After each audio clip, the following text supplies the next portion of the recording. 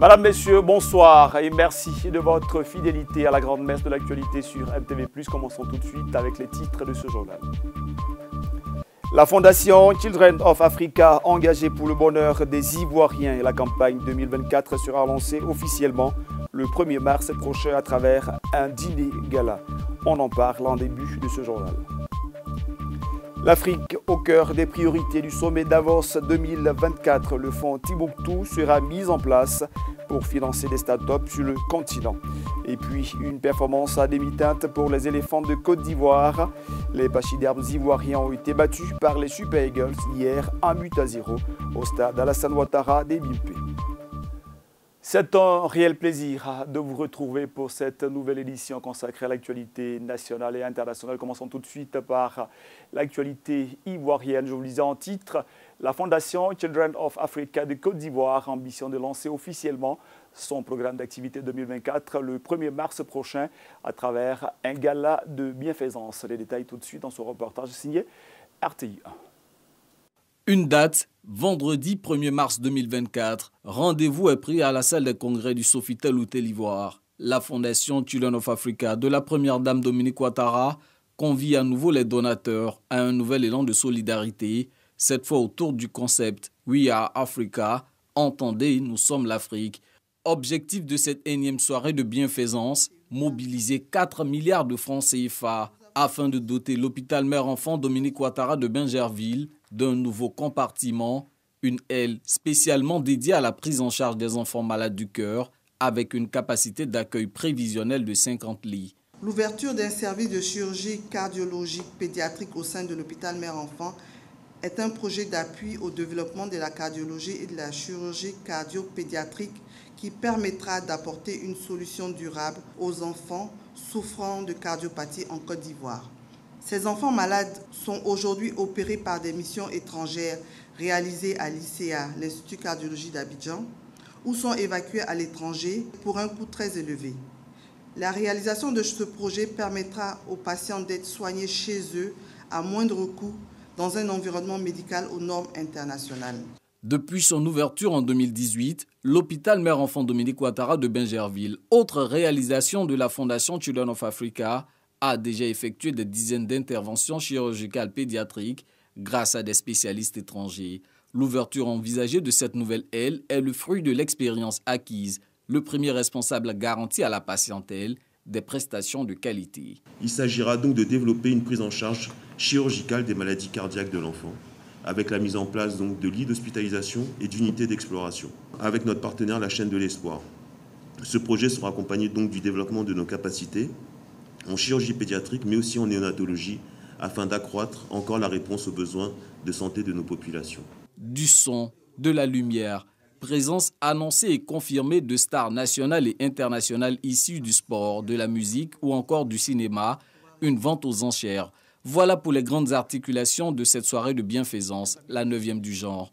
Dans la journée du 1er mars prochain, la Fondation Children of Africa prévoit d'inaugurer la Case des enfants du Plateau, son tout premier centre d'accueil pour enfants désœuvrés qui vient d'être rénové et agrandi grâce aux fonds récoltés par le précédent dîner de gala. Après la Côte d'Ivoire, direction l'Afrique de l'Est pour parler de sécurité et résolution de conflits. L'IGAD, une organisation sous-régionale engagée au Soudan pour trouver une issue pacifique au conflit qui mine ce pays depuis de longues années déjà. Les principaux dirigeants de cette partie du continent, préoccupés par la situation sécuritaire au Soudan, recommandent le dialogue comme l'arme principale de résolution du conflit au Soudan.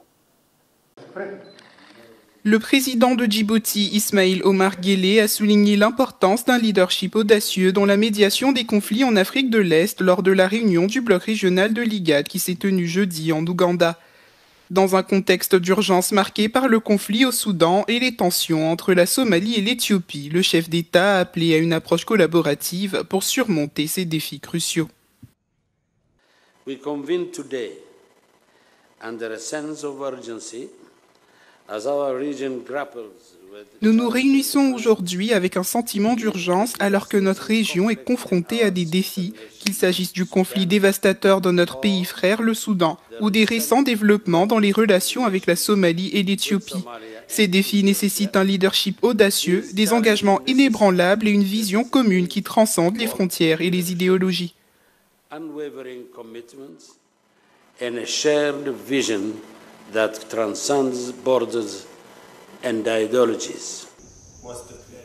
Un communiqué publié par les dirigeants à l'issue du sommet a exhorté les parties au Soudan à engager un dialogue constructif. The war in Sudan, if you look at our communiqué, Si vous lisez notre communiqué, vous constaterez que la guerre au Soudan est une guerre injuste.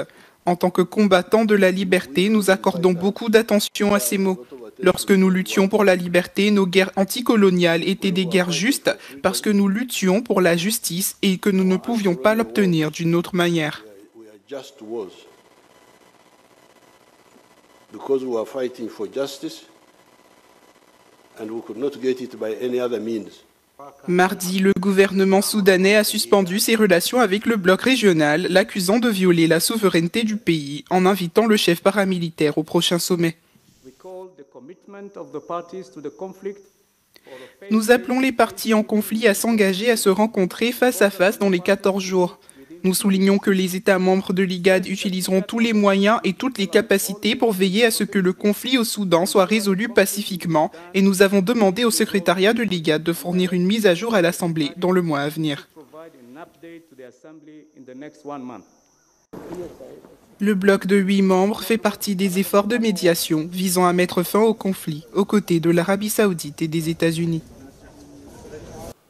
Restons dans l'actualité africaine pour parler cette fois-ci du sommet Davos 2024. Cette édition est consacrée aux avantages et aux priorités du continent africain. Le fonds Timbuktu a été mis en place. Il va se consacrer au financement des start-up africaines. Les détails tout de suite dans ce reportage. Le programme des Nations Unies pour le développement et les dirigeants du continent ont lancé l'initiative Timbuktu pour une révolution des startups en Afrique lors d'une session spéciale au Forum économique mondial à Davos en Suisse. L'ambition de Timbuktu est de mobiliser et d'investir $1 milliard de capital catalyseur et commercial pour transformer 100 millions de moyens de subsistance et créer 10 millions de nouveaux emplois. Le président rwandais Paul Kagame a annoncé une contribution immédiate de $3 millions pour lancer le fonds d'innovation africain qui sera hébergé à Kigali. Actuellement, la part de l'Afrique dans la valeur mondiale des startups s'élève à seulement 0,2% contre 2% de la valeur du commerce mondial. 89% du capital risque entrant en Afrique provient de l'étranger et 83% d'entre eux sont concentrés dans 4 pays, le Nigeria, le Kenya, l'Afrique du Sud et l'Égypte. Le conflit entre Israël et le Hamas trouvera-t-elle une issue pacifique à moyen terme? La question reste posée. Les États-Unis d'Amérique viennent de proposer une solution à 2 États à Israël. Réaction immédiate du Premier ministre israélien Benjamin Netanyahou qui a opposé une fin de non-recevoir. Le Premier ministre israélien Benjamin Netanyahou a fait part aux États-Unis de sa détermination à poursuivre la guerre à Gaza jusqu'à la victoire totale. Cette annonce est intervenue alors même que des voix plaident pour la renaissance de la solution à 2 États qui n'a que trop duré. Mais Netanyahou reste inflexible et s'engage à poursuivre le conflit dans l'enclave palestinienne. Dans tout accord futur, Israël a besoin d'un contrôle de sécurité sur tout le territoire à l'ouest du Jourdain. Il s'agit d'une condition nécessaire qui intègre le conflit avec l'idée de souveraineté. Je dis cette vérité à nos amis américains et j'ai également mis un terme à la tentative de nous imposer une réalité qui nuirait à la sécurité d'Israël.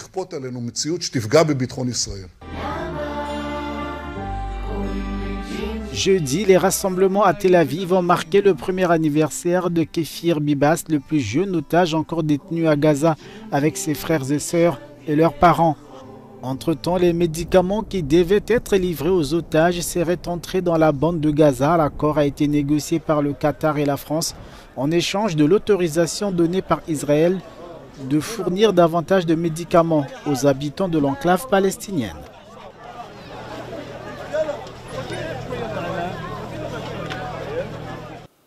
Un tout autre sujet. À présent, l'Union européenne se prépare à un élargissement avec l'entrée de plusieurs pays candidats depuis quelques années déjà.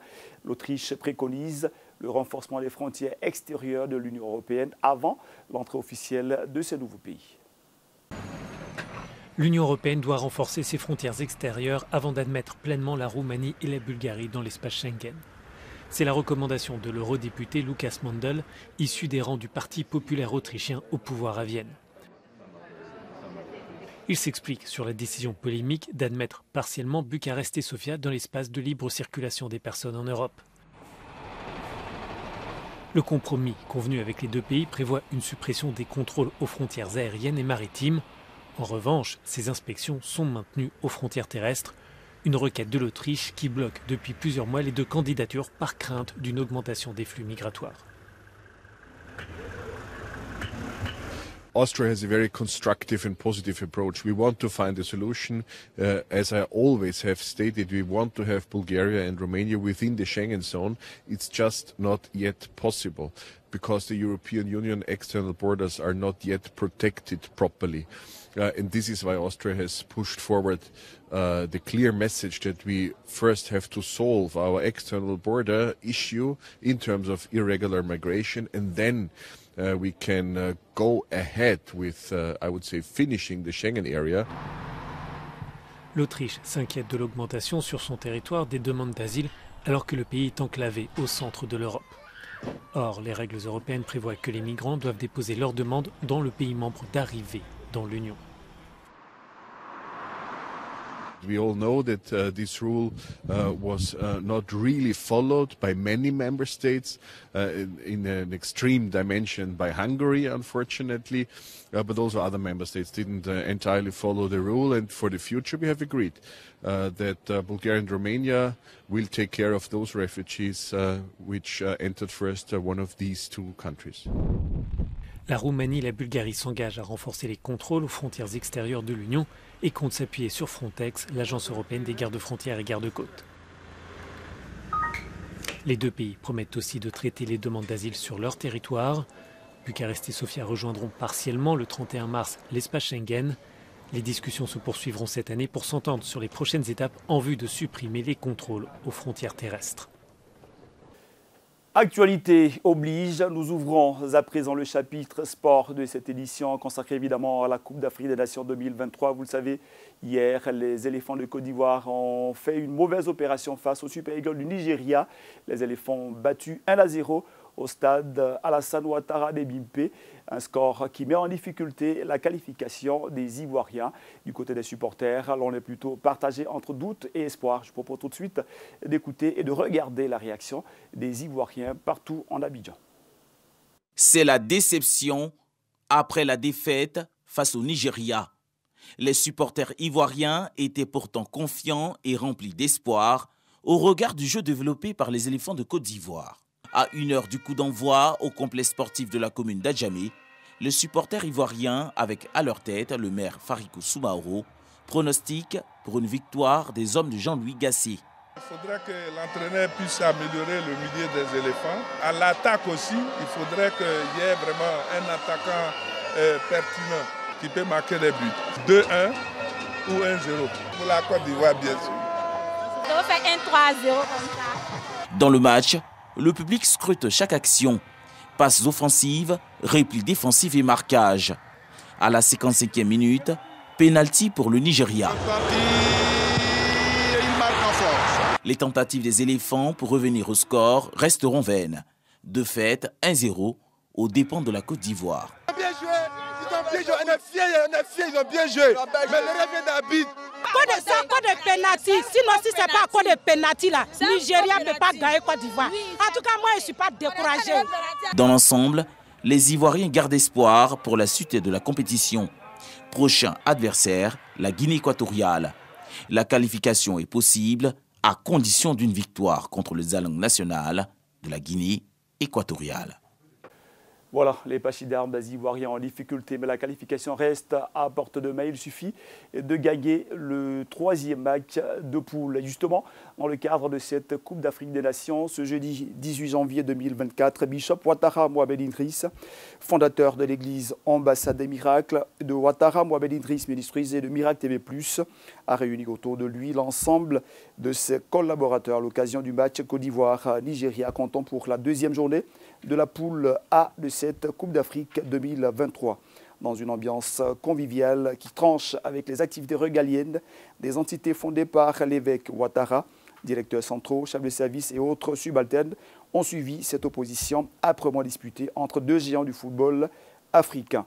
Si le score de cette rencontre a malheureusement tourné à l'avantage des Super Eagles du Nigeria, tombeurs des éléphants 1-0, l'initiative du Bishop Ouattara Mohamed Idriss reste fort appréciable.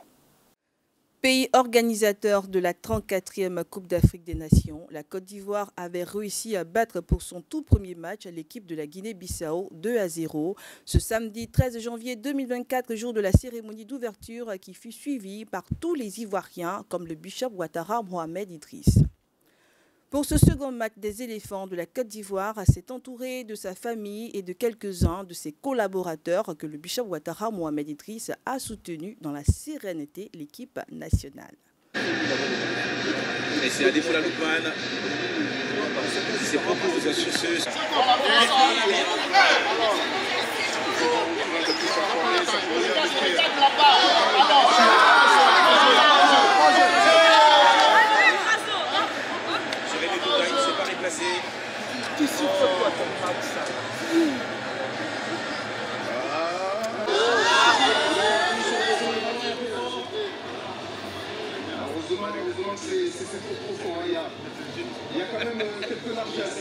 La pause de ce match fut un moment assez convivial qui a été comblé par le partage d'un repas. Bonjour maman.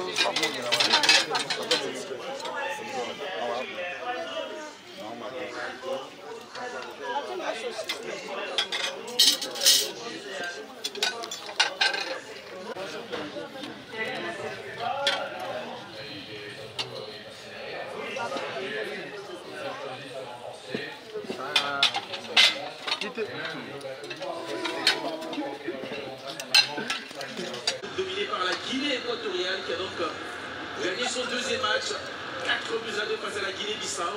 Après avoir fait un match nul lors de la première journée contre le Nigeria, ça fait donc 4 points.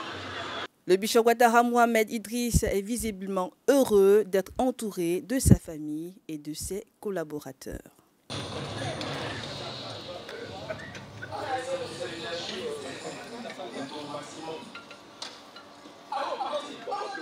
Pour ce match, les deux équipes, celles du Nigeria et de la Côte d'Ivoire, se sont livrées à un combat acharné.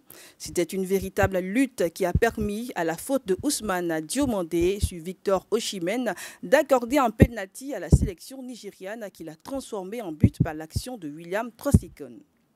Malgré la détermination des éléphants de Côte d'Ivoire, le score final était de 1 pour le Nigeria et 0 pour la Côte d'Ivoire. Bien joué. C'est quoi il fait là? Pourquoi pas? Où tu dois tirer là, tu tires pas.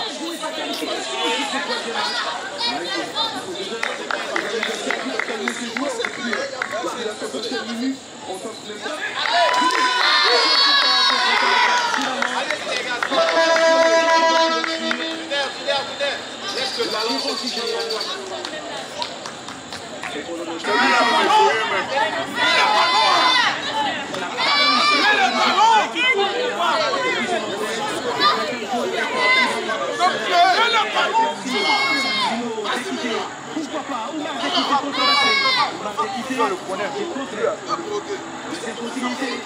Ça, c'est le jeu d'accès qu'il a fait les deux.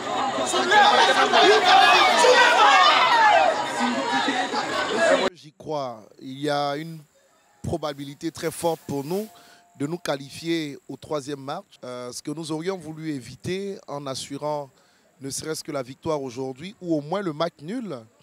Ben, écoutez, l'équipe est tombée sous la loi du sport. Un penalty qu'on se prend dans la deuxième mi-temps et qui fait mouche. Malheureusement pour nous, Le résultat n'est pas satisfaisant aujourd'hui, mais nous restons derrière les éléphants. Perdre une bataille, ce n'est pas perdre la guerre.